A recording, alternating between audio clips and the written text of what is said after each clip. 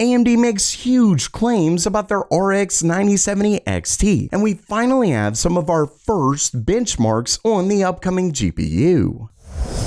Welcome everyone to Gamer Meld. So, as you can see, I'm finally back from CES, and I'm really sorry that I actually haven't had all that many videos while I was gone. I actually had a bunch planned, but unfortunately, both me and the person that I brought along to help with filming got really bad food poisoning. It was terrible. I'm talking, I literally couldn't drink water without... Yeah, it was bad. I actually had to postpone the flight and everything. It was this whole thing, but I should be posting more videos here coming up. Just please bear with me. Either way, let's get right to the news. Starting things off, AMD's Chief Architecture of Gaming Solutions and Gaming Marketing was recently interviewed by PC World, and who I'm talking about here is Frank Azor. And this is definitely someone within AMD that if anyone would know RDNA 4's performance, it would definitely be him. Either way, during that interview, he says this. What I'll tell you also is any performance that you've seen prior to CES is not been accurate. So those rumored performance leaks that are out there and things, those are not accurate. So meaning better or worse? You're going to get better performance, and most of the leaks that I've seen, if not all of the leaks that I've seen, you will get better performance actually out of the card. How much better? I'm not going to tell you. And even if I gave you a number, it's like what game and this and that, and then a patch will come out, and then the performance will change, and then I'll get yelled at. So no. So yeah, to quote him here, he says, "You're gonna get better performance than most of the leaks I've seen, if not all of them.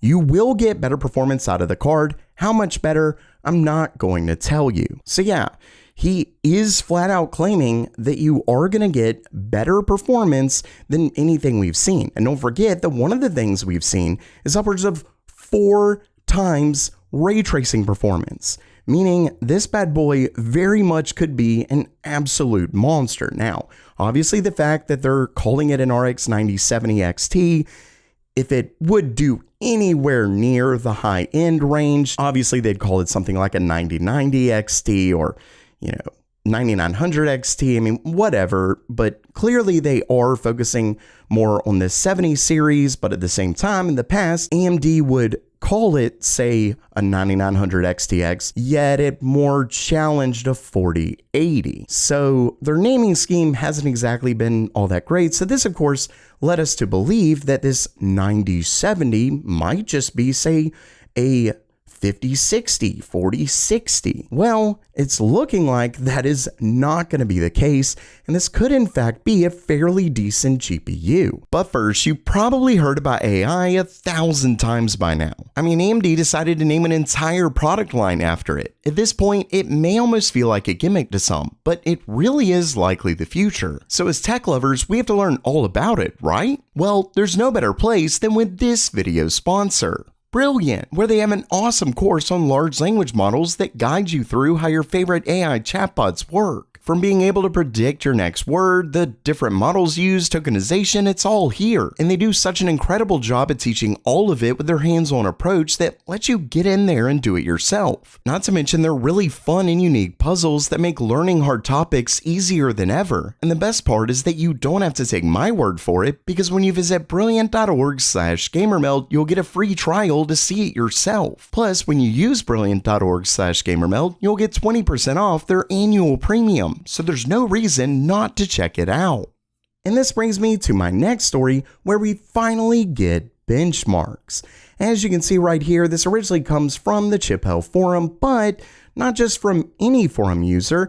It originates from a post by this user here, which is actually the site's editor and reviewer. So if anyone would potentially know, it would be this person.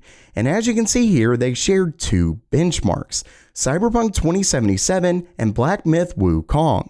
And what's great is that Video Cards was actually able to make a chart comparing these to other GPUs. And as you can see right down here, we're talking Cyberpunk 2077 with ray tracing it's actually getting right at the same performance as the RTX 4070 Ti Super.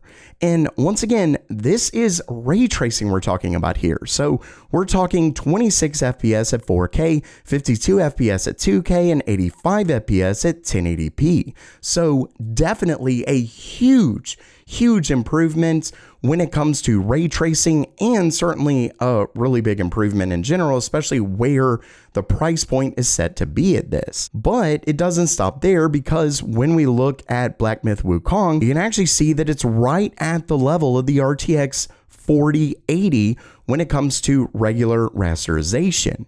So this certainly is a very powerful GPU, and it's also definitely looking like AMD is now trying to name their GPUs along with the same level of performance as NVIDIA's. Instead of calling this, I mean, you could almost call this a 9080 XT based on their past naming scheme of how they kind of name things higher than the level of performance using the same naming scheme of the competition. And you could argue whether they should try and name it alongside their competition or not. They're their own company. I can understand both sides of the coin here, but it certainly does make it confusing for consumers who are looking to purchase said GPU. They might see, 7900 XTX. Well, that's definitely better than a 4090. I mean, obviously this doesn't happen to a lot of people, but you actually have to do a little bit of research. Think about someone who knows nothing about tech that's wanting to buy something for, say, Christmas, your birthday, something like that. They just see the bigger number and they think, oh, well, this is clearly better. Now, technically, AMD is still trying to one-up them by doing 9070 XT, but at least it's much quicker to kind of gauge around the performance that we think it's probably going to get, at least if this ends up being correct. Basically, it looks like AMD's next-gen GPU is set to be way more powerful than what we originally thought.